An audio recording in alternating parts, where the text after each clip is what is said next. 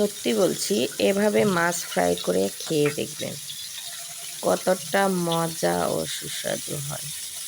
আমি তো মাঝে মাঝে আমার বাচ্চাকে এভাবে মাছ ফ্রাই করে দিই, খেয়ে খুব মজা পায়। তো সর্ষের তেল আর সয়াবিন তেল কড়াইতে দিয়ে দিলাম, আর এদিকে হচ্ছে মশলা মাখিয়ে রেখেছিলাম, আবার একটু মাখিয়ে নিচ্ছি।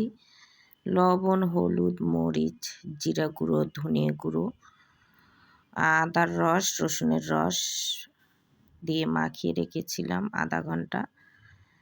তারপরে গরম তেলের মধ্যে মাছগুলো ফ্রাই করে নেব।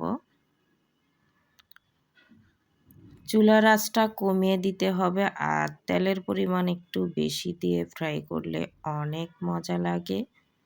বড় বড় রেস্তোরাঁয় এই ধরনের মাছগুলো অনেকেই আমরা খেয়ে থাকি। ঠিক ওরকম করে মাছগুলো আমি ফ্রাই করে নিচ্ছি। কেউ চাইলে ভাত দিয়েও খেতে পারে বা এমনিও খেতে পারে।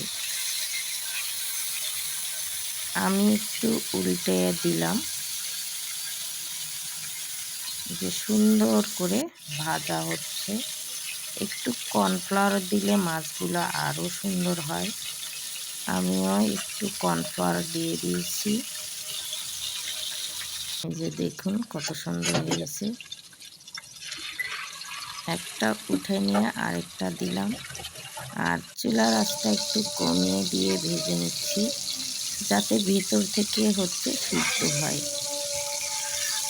সুন্দর একটা স্মেল এসেছে। এই যে বন্ধুরা, একদম ভাজা হয়েছে।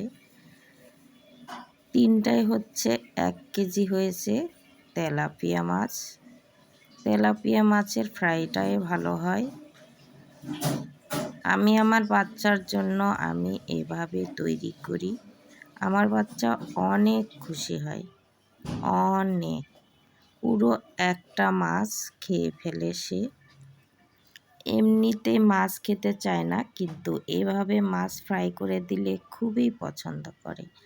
আপনারাও আপনাদের বাচ্চার জন্য এভাবে তৈরি করে দিবেন, অনায়াসেই সে খেয়ে ফেলবে। গরম ভাতের সঙ্গে আমি 1 পিস মাছ দিয়েছি আমার ছেলেকে, সে মহা খুশি। আলহামদুলিল্লাহ, আমারও ভালো লাগলো আমার বাচ্চা খুশি দেখে।